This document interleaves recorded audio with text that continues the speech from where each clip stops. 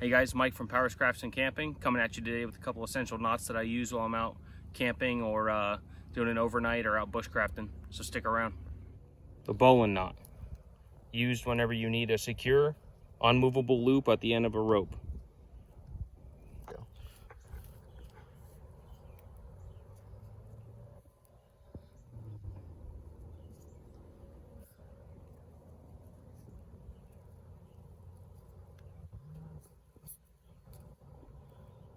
Good. So to construct the bowline knot, first thing you're going to need to do is make a loop. Then you're going to take your tag end, run it through your loop, run it around the running end, run it back through your loop, and then you take the first loop and your tag end and you pull them tight.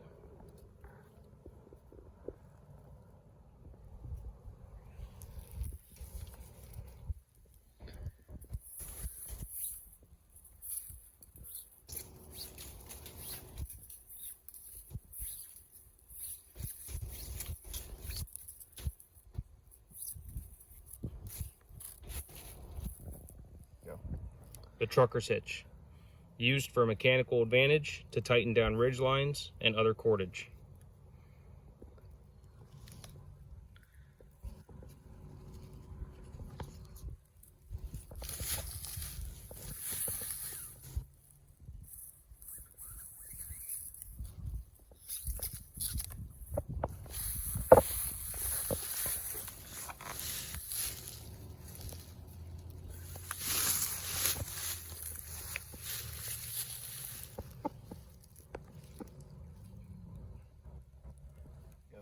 Step one, I'm going to take a step back.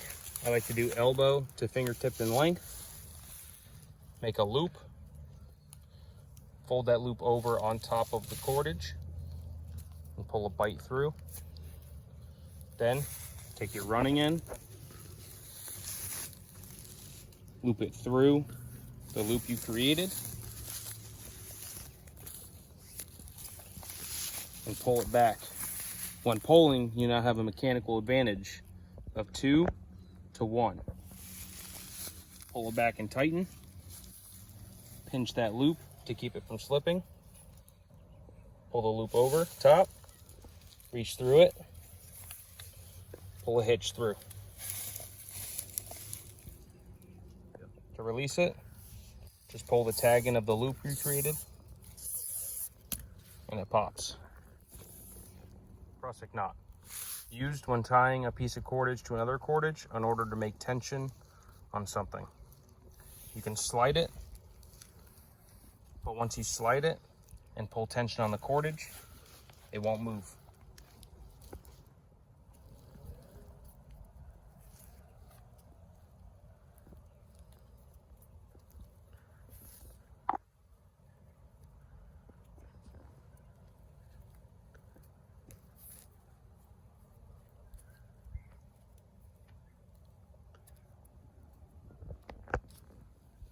First things first, you're going to take a bite, wrap that bite around, reach through that bite and pull the excess cordage through once, wrap it back around, pull it back through twice, wrap it back around, pull it back through the third time. Whenever you're tightening this up, you want to make sure that everything stays pretty much together. You want it to be nice and neat. You don't want any overlapping lines. Tighten it up. And again, it won't move. But if you take the knot, you can push it left, push it right. Yeah. The lark's head, used when you need to secure something to a line or a tree, but you don't necessarily need tension left or right. It'll just be hanging vertically down.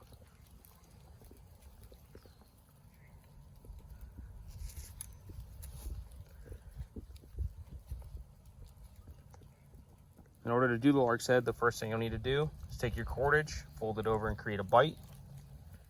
Wrap it around your piece of cordage or a twig, reach through, and pull your two ends through.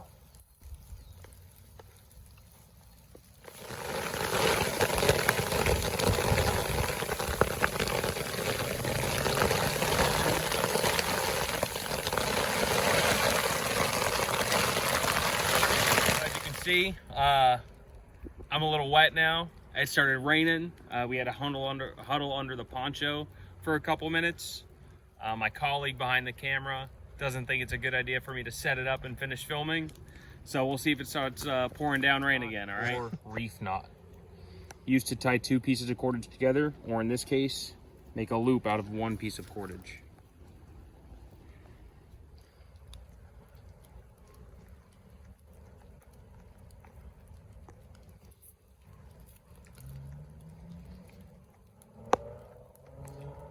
In order to tie the square knot, you're first going to take your right over your left, cross it over, and then you take your left over right, cross it over, tighten it down. You can also do it the opposite way. Left over right, cross it over, then right over left, cross it over. Fisherman's knot. Another knot used to tie 2 pieces of cordage together or to make 1 piece of cordage a loop.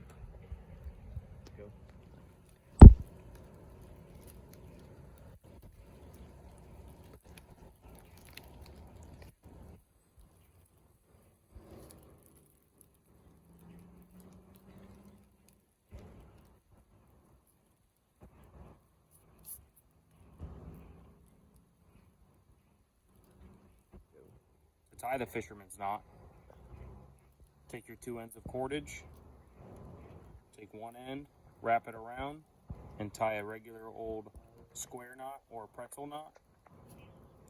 Take the other tag end and do the same.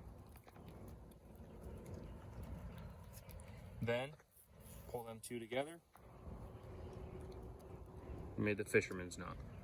The jam knot. Used whenever you want to tighten a piece of cordage around something and you don't want it to come loose.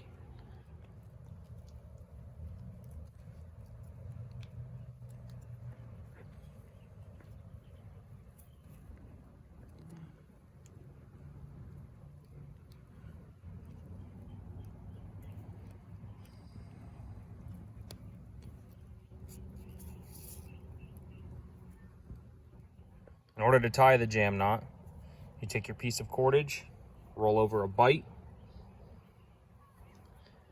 take your tag in, tie a pretzel knot,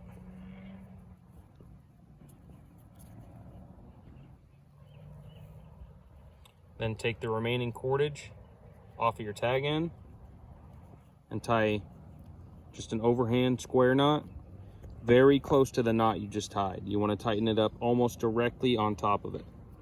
And that's what causes your jamming action.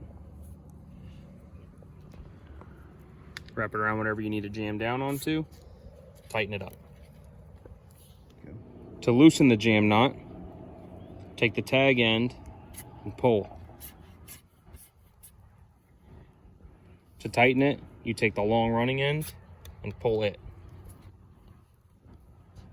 I appreciate you guys joining me for this video today. I hope you guys learned something. Make sure to hit that like and subscribe button, and I'll see you next time. Was that